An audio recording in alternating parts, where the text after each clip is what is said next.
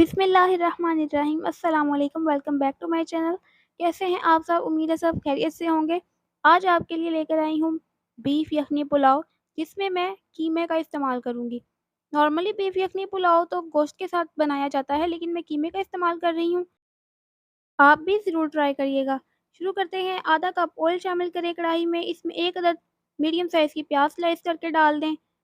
बादियान का फूल डालें, 1 अदद बड़ी इलायची डाल दें, 5 अदद लौंग और 1 अदद दालचीनी का टुकड़ा। ये यखनी पुलाव है, ये बहुत ज़्यादा स्पाइसी नहीं होता।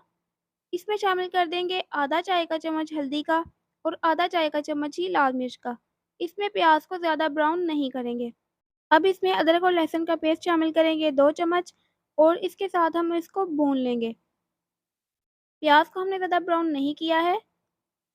इसको भूनने के बाद साथ ही इसमें 3 अदद सब्ज़ मिर्चें ले लें मोटी वाली और 2 अदद मीडियम साइज़ के टमाटर, जिनको हमने बारीक चॉप करना है, इसमें शामिल कर देंगे।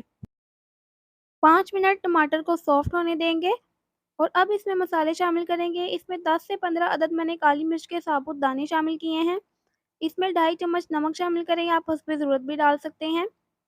मैं आधा किलो चावलों के लिए मसाले शामिल कर रही हूँ, जिसमें 1 चाय का चम्मच हम काला ज़ीरा शामिल करेंगे, 1 चाय का चम्मच भर के धनिया पाउडर शामिल करेंगे और गरम मसाला सिर्फ़ आधा चाय का चम्मच शामिल करेंगे, क्योंकि ये बहुत ज़्यादा स्पाइसी नहीं है। बिरयानी में ज़्यादा स्पाइसेस डाले जाते हैं। तो 2 अदद आलू, जिसको मैंने इस तरह फिंगर चिप्स की शेप में काट लिया है। इस तरह की शेप चावलों में बहुत ज़्यादा अच्छी लगती है, तो आप ज़रूर डालें।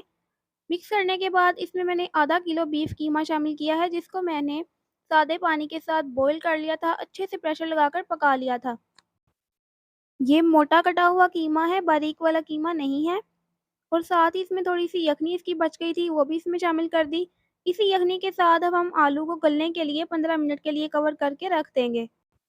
आलू गल चुके हैं, अब इसमें 3 कप मज़ीद पानी शामिल करेंगे और इसमें आधा किलो चावल डाल देंगे, जिसको हमने आधे घंटे के लिए भिगो कर रखा था। चावल डालने के बाद इसको बॉयल आने तक वेट करेंगे। सिर्फ 3 मिनट के लिए मैंने चावलों को बॉयल किया है, इसको मैं स्टीम में बनाऊँगी, ये स्टीम्ड राइस हैं। तो अब इसमें हम कुछ साबुत सब्ज़ मिर्चें, कुछ धनिया और पुदीना शामिल कर देंगे, जिससे इसका फ्लेवर और भी बढ़ जाएगा। और ये डालने के बाद इसको 15 मिनट के लिए हम स्लो फ्लेम के ऊपर कवर करके पकाएँगे। 15 मिनट के बाद हमारा आलू कीमा यखनी पुलाव तैयार है। कीमे का यखनी पुलाव गोश्त से भी ज़्यादा टेस्टी होता है। एक बार ट्राई ज़रूर करिएगा और फिर कमेंट में मुझे ज़रूर बताइएगा। रेसिपी पसंद आए तो लाइक शेयर करना है और सब्सक्राइब करना है। नेक्स्ट रेसिपी तक के लिए अल्लाह हाफ़िज़।